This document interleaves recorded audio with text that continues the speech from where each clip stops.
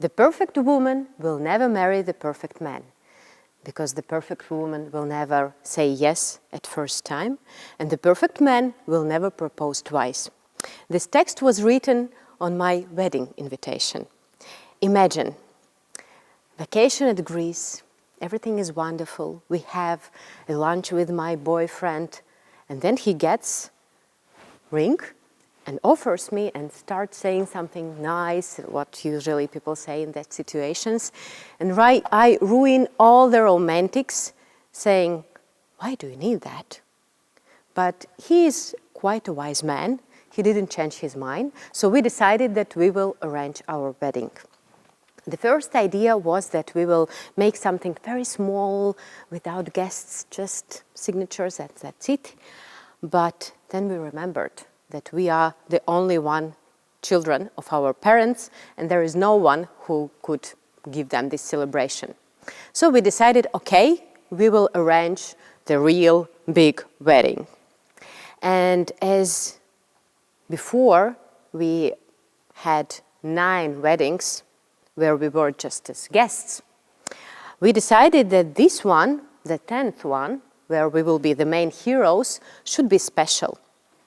And we decided to fix all the things that we didn't like in traditional weddings. And we started discussing that we could do like that and chant like this. And then it came for the first time in my life. It came from parents. I heard this bizarre phrase, but others don't do it like that. And it was really strange for me. And what we did, we agreed that, okay, we are taking all the responsibility and everything will be just fine. They expected something like that from us, but they got this. Maybe you could ask what we had to do to make our guests behave like that. But I can tell you, we just changed some small details. For example, when in previous weddings, usually, as guests, we had to wait for the young couple before the party. Then in our case, we greeted our guests with a welcome drink. When in other weddings, we saw many humiliating contests and activities, in our wedding, we decided to offer very nice jazz evening, but with small touch of humor. And imagine, it's an evening and the host is saying, you know, now it's the grand moment of the wedding cake. And they get this cake and show to our guests and they say, you know, it was prepared in Paris by the famous chef and they just brought it with special flight to Riga. And you see, it's so beautiful, and it looked like, you know, this traditional wedding cake with cream laces and lovebirds, etc., etc.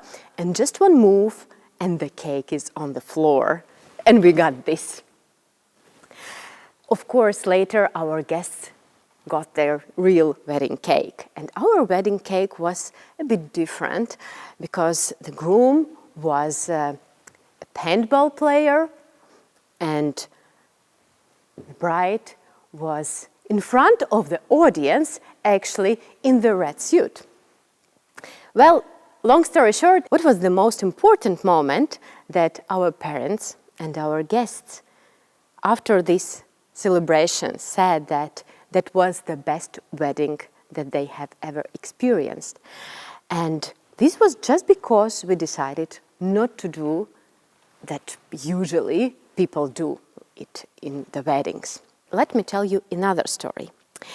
In the 19th century, the ship sank and only captain survived. So he got to the island where the locals decided that he is a god and they need to serve him. So what he did, he told them that they need to cut the palm trees and bring them to the water. Actually, his idea was to make the new boat and to escape. Unfortunately for him, he passed away during this process. Decades later, when British sailors came to this island, they saw very interesting religious cult. When people thought that the mission of their life is to cut palm trees and bring them to the water. And now, if we think about our daily life, isn't this very similar to some situations when we do some things and we think that, I don't know why am I doing this exactly in that way? Maybe just because other people are doing that historically and we always have done it in that way. And this is a very good question to ask yourself. Why do I do it exactly this way? Why do I cut these palm trees and bring them to that water in my daily routine? That also have very interesting development in my own history. 20 years ago, I was eating lunch with my business partner, and we were thinking that, we need to create one of the greatest communication agencies. We had no money, no history, no cool clients, no awards, no cases, but we had passion and burning eyes. And we understood that we need to create a real hero. So how we created him? We understood that we need an international name for him, and we had 3 variants. It was Mr. Brown, Mr. Olsen, and the third that nobody remembers now. So we asked our friends what would sound better and why, and the winner in this contest was Mr. Olsen because it sounded Scandinavian, and in our region it really was very trustful. So Olsen, great. But that wasn't enough. 20 years ago, when we were looking for partners, and for example, if somebody would look for a communication agency, we wouldn't Google it. We would white page it, because there were, if you remember, huge phone books where we opened the section of communication agencies and looked for the contacts and then called them. And of course, for us, it was very important to be in the first positions of this phone book. And there were some possibilities to be there. First, we needed to pay. No money, just burning eyes. Then we could have very correct name. And in that case, it should start with 1 or a dot. So we understood that we surely have to be A. Olsen. But that sounded like not enough for us. We wanted to have a bit exotic twist. And what could be more exotic than the letter that doesn't exist in your alphabet? In Latvian, there is no W. So we added W, A.W. Olsen. Sounds good, but not enough yet. And we did something that we thought would add some prestige to us. And we did something that, again, communicators didn't do that way that times. We added "and partners." So A.W. Olsen and Partners was born. We thought that it would be nice if this person would have very non-standard name. So it was Alexander Villiard Olsen. And we had this legend that this was a communication genius who acted in the beginning of the 20th century, and we continue his values and his story, etc., etc. This story really helped us in the beginning, and what was also very important in this beginning time was that we decided that this phrase, that others don't do it like that, will never stop us thinking of, should we do that? Should we realize this idea or not? And exactly this helped us to create a lot of interesting campaigns and events where we give people these emotions. And this is a picture from our event that we created, party for our friends and clients and partners, when we had rebranding, when AW Olsen+Partners transformed to Olsen+Partners. And today, I can say that 9 times our campaigns have been recognized as the best in the world. And can you guess what was the first phrase that I usually hear from our clients when I come with these award-winning ideas? It's true. Others don't do that way. It can't be. And it's really important to remind yourself that actually, even if others don't do it that way, maybe we should try something new. And this is not so trivial question, I should say. 92% of people never try anything new in their life.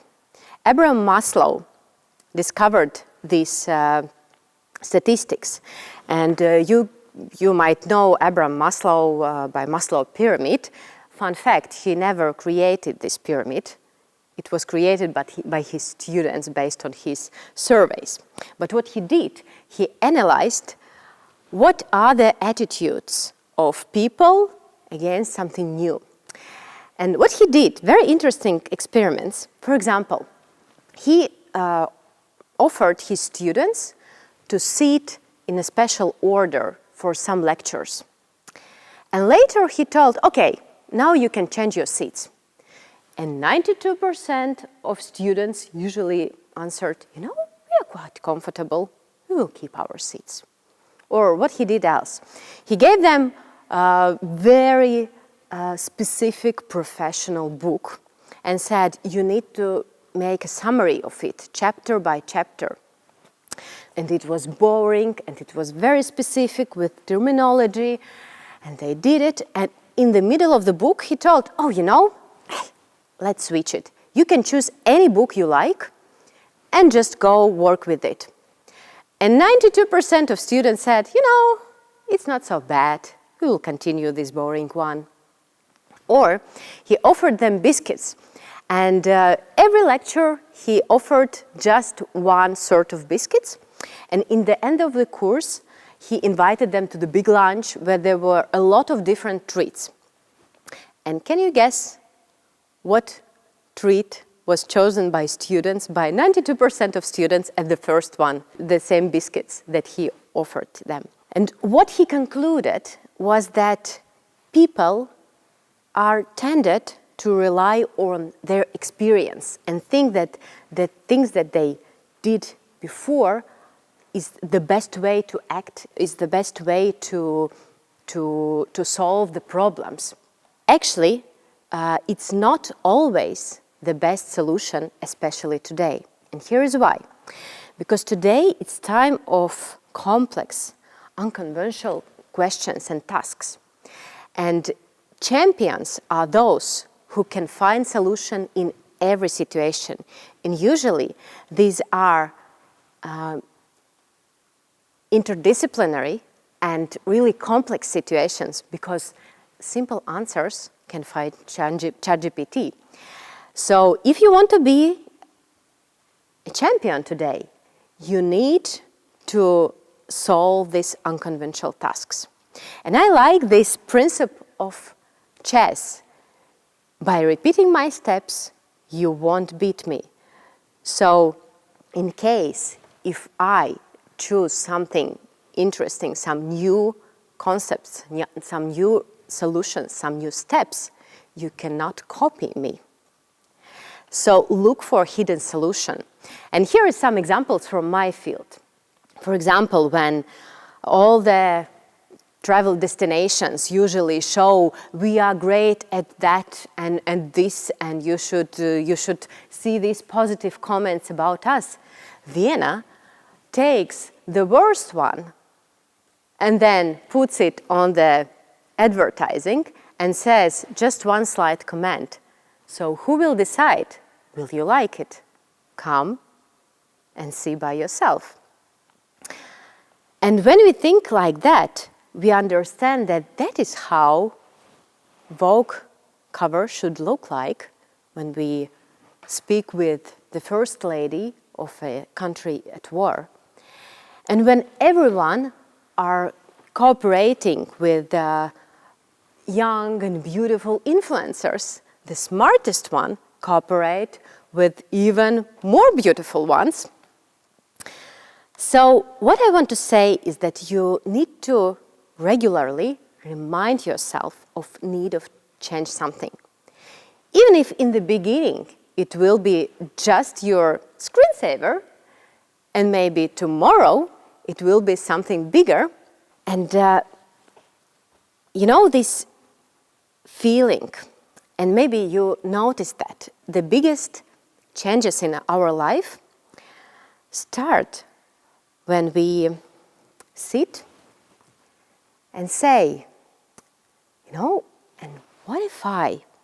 And this is usually the craziest ideas start with this phrase, and what if I? And what if I invite the most famous rappers to sing about why it's good to pay taxes and put it as a campaign? And we do that and we get all the possible awards for this campaign. And what if I put everything that I understood about PR on paper and write first PR book? And I do that, and it becomes the bestseller that is actually the bestseller today for many years. So what I want you today to do, actually do it now, because usually during the conferences, what happens, we are inspired, we like everything that we hear, then we go away to our daily life and we forget everything. It won't happen this time. So I want you to take your phones, to open the notes, or your social media, or messengers, and now think of this what if I idea, this one that, from which the butterflies are dancing in your stomach. And maybe that will be, what if I continue my French course? What if I start my dancing trainings?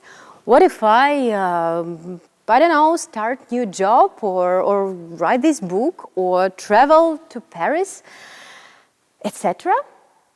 And you surely should have this what if I idea. And then you should make a public statement. You should put it on your, write it to someone who could support you in this. Or you could put it on your social media to your followers and share it with your followers. If you don't want to put it in your social media, okay, write it in mine. You can find this post where I invite people to play this game with me, what if I, and put it there. And when you make this public statement, it's very important because in that moment, from the dream, you convert it to the plan and to this decision. And next step is very important. During 24 hours, you need to make a real step toward this idea. Book this flight, arrange this meeting, buy this book, have something important step that will not allow you to say, I will do it next time, or actually that wasn't so smart idea, maybe not this time. Just make this important step right now, today. And stop cutting these palm trees every day and bringing them to the water. And next time, when someone says, but others don't do it that way, maybe you should answer, of course. And exactly that's why I will do it, because others don't do it that way. Thank you very much.